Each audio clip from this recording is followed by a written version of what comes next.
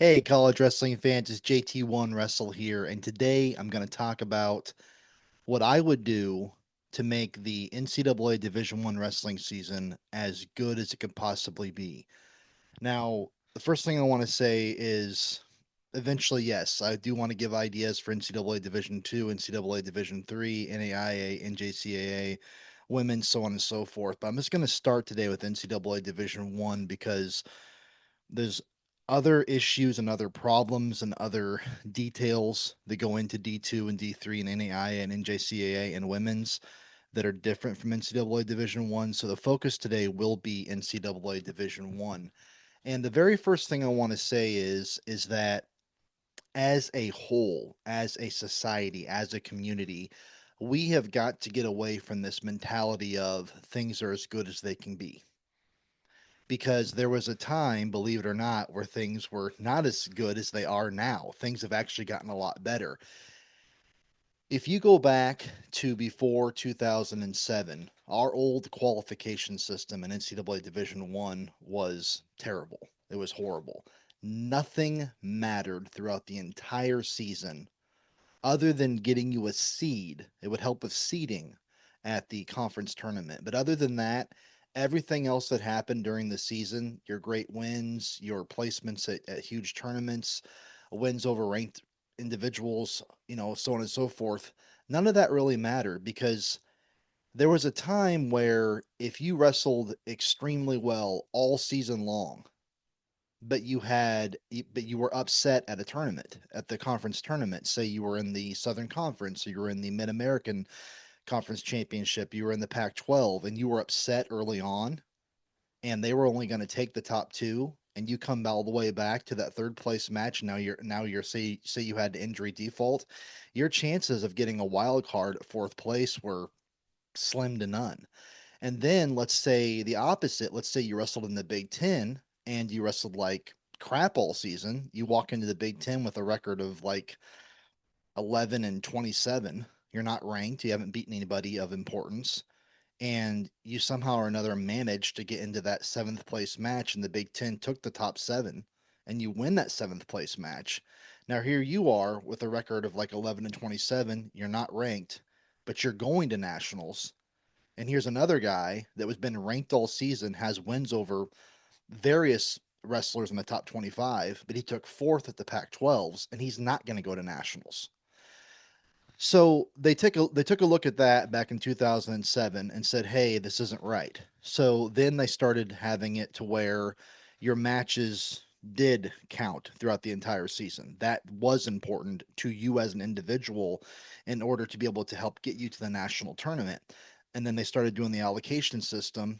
Therefore, it wasn't determined how many slots per weight class per conference went until the very end of the season. They saw who earned these, who got these throughout, how well they wrestled throughout the season.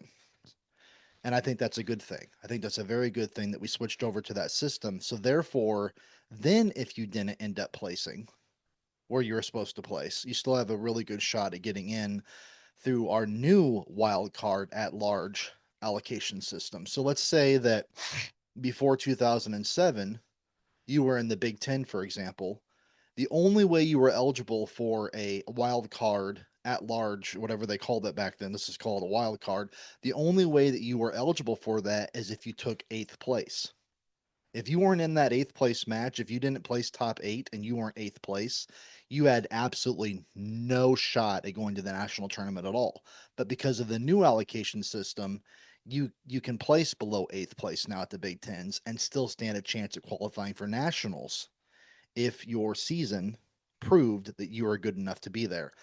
So that's an example of how things change for the better. So things can change for the better, and we need to have the attitude that we can make things better now. Am I saying that I have all the answers? No, I'm not saying that, but I'm saying I have a couple of suggestions.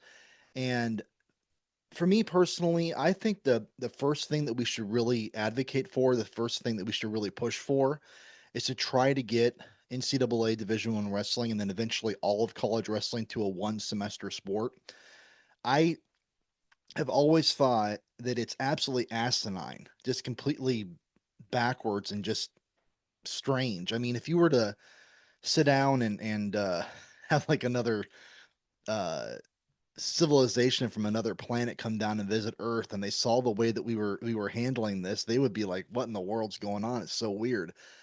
Why would you have a sport that is so centered around weight management happen during Thanksgiving and Christmas, New Year's, times where that are very festive, and we have these holidays that are pretty much centered around food? Does that make any sense? I don't think it does. So, in my opinion, the wrestling season should be a one semester sport, and it should be shortened a bit. Right now, we're coming in at about a 5 month season, about a 20 week, 21 weeks worth of wrestling. I think it should be shortened to a 4 month season and about 16 weeks. I'm looking at beginning the 1st of January, and I think wrestling should be wrapped up the last week of April. That's how I would run the show if I were in charge. So one of the major problems that we often have, and it's often discussed in wrestling, is that so much of what we do essentially, quote unquote, doesn't matter. In other words, it doesn't have anything to do with the outcome at the end of the season. And more people are arguing that, football's not this way, basketball is really not this way. Everything you do in those sports from day one is important. And we're trying to do that maybe for wrestling as well. And of course, there's pros and cons to that. The pro of it would obviously be that you would have more emphasis and more importance on everything. The con of it would then be you wouldn't really have the opportunity to have those throwaway matches that a lot of coaches and a lot of wrestlers, in the way that it is today, enjoy. So, there's pros and cons to everything. So let's say we started the season off in January. How would I do that? How would I look at that? What I would do if I had my say and I got to make the decisions is I would have the first 3 weeks of the NCAA Division One season start off with conference duels. You're dueling everybody in your conference. Each team, depending on how many times, how many conference duels you have, some schools only would have maybe one match a week. Some schools would have up to three. So I think everybody in that time period would be having three to maybe as many as 9 duels in that 3 week period. And then on the fourth week, there's no wrestling throughout the week. And then on the weekend, Saturday, Sunday, or Friday, Saturday, whatever they want to do it, Sunday, Monday, whatever, you would have the conference dual championships. And the conference dual championships would then be how you would qualify later on for the national duels. So we're talking about making everything important. If the first 3 weeks are all about getting a good seed in the tournament for the conference duels, then obviously those duels would be important. And then at the conference dual championships, I say for the national duels, probably I would say make them a 20 team. This year we had 16 teams at the national duels. I say make it 20 teams. And this can be debated. I'm sure a lot of people won't like this and be like, well, that's not fair. I don't like this or whatever. I just came up with the best I could, mainly based on rankings and based on individual as well as team statistics. So I would do top four for Big Ten, top three for the ACC, top four for the Big 12, top two for EIWA, top two for the Ivy League, top two for the MAC, top one for the Pac 12, and the top two for the Southern Conference. So then you would qualify for the national duels, which would be held then coming up later. So, is there a way to make absolutely everything important and absolutely everything, count for what's coming up?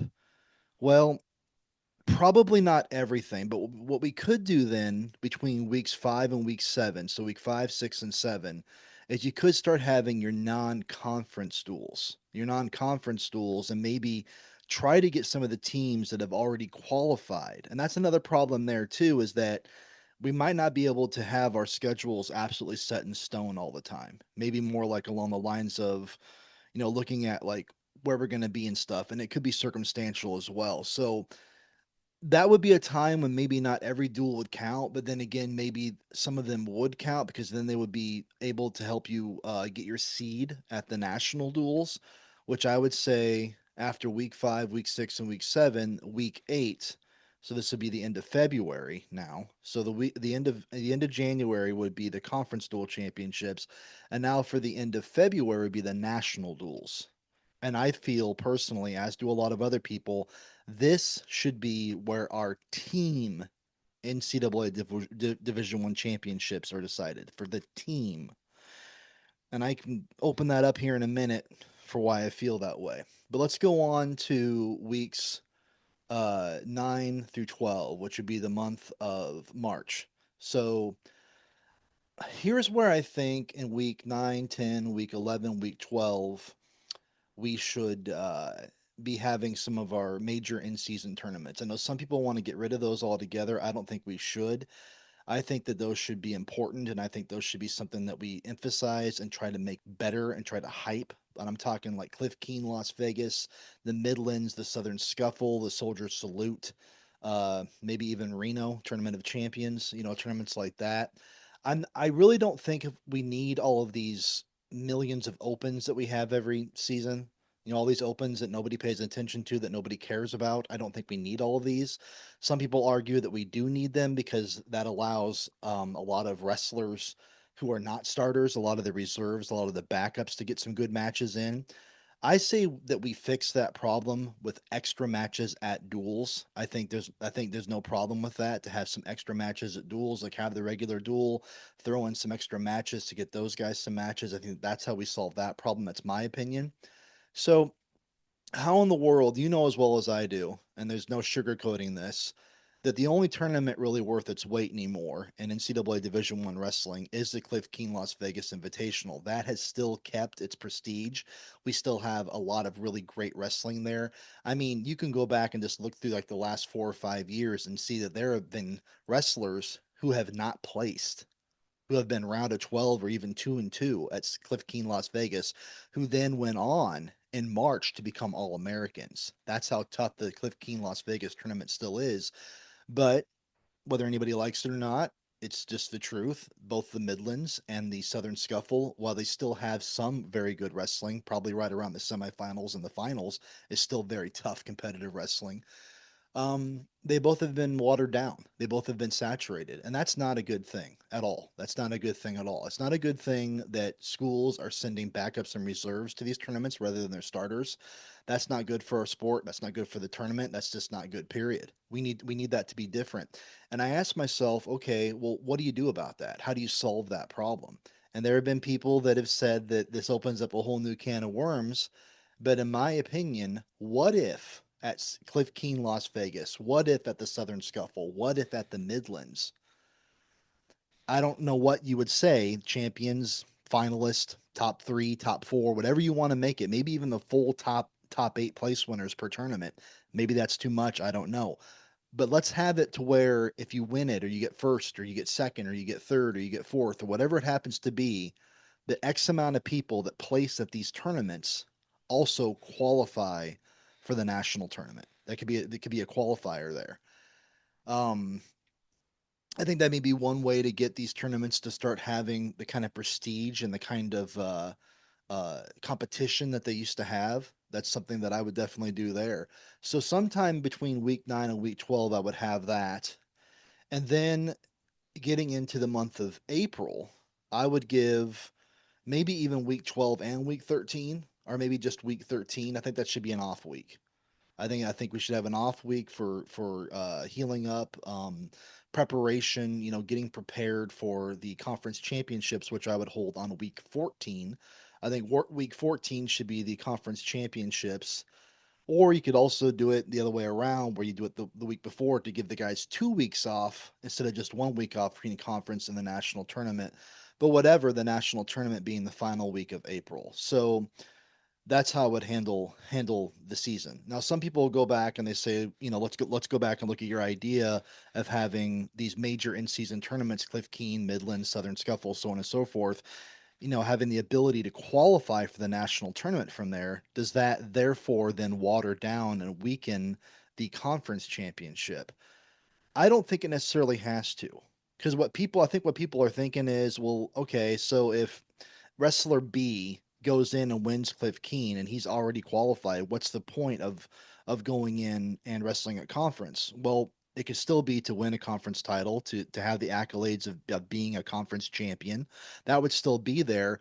But let's say what I'm thinking, what's going through my head is, let's say that originally the you had the top four qualify for nationals from the conference championships, first, second, third, and fourth place.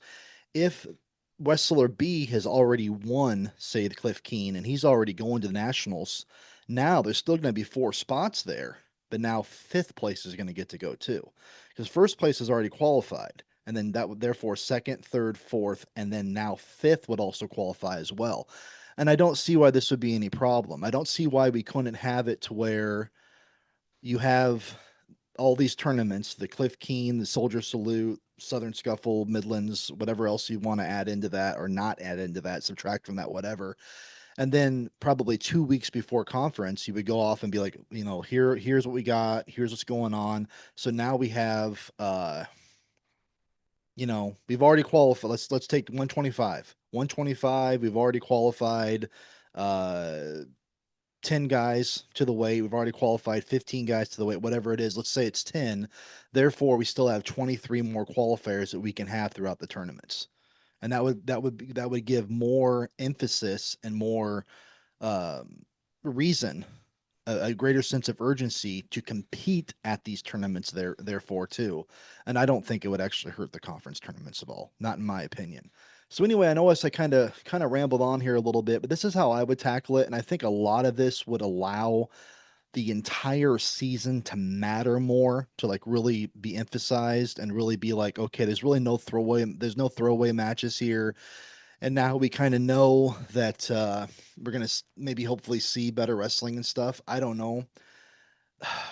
I think you would still have some of the issues that we have now, but what I'm trying to accomplish here by setting up the season the way that I would is, I want as much of it to matter as possible. I want as much of it to mean something as possible. I want there to be situations where when we go into a duel, for example, let's say we're just during the very first of the season in January during the regular conference duels. Well, you want a good seed, try to make it, to try to place so high in the conference duels that you want a good seed to be able to qualify for the national duels. You're not going to sit your guys out. You're not going to wrestle a reserve there because you want to win that duel. That would be my thinking. Same thing, later on in the season once we get to March in those big tournaments. I think you want to wrestle your wrestlers there in order to get them to be eligible for an extra chance to qualify for the national tournament. Are there a lot of holes? Are there a lot of problems within the ideas that I have? Of course there are. I don't know if there would be anything I could say that wouldn't have it, because no matter what you say or how you do it, there's always going to be pros, there's always going to be cons, there's always going to be positives, there's always going to be negatives. But anyway, these are my ideas. Hopefully my ADHD and my ADD didn't act up too much here when I was going over this. So here you go, and feel free to tell me what you liked about it. Feel free to criticize me. Feel free to ask me questions. But yeah, if JT1 Wrestler were in charge, that's what a NCAA Division One wrestling season would look like.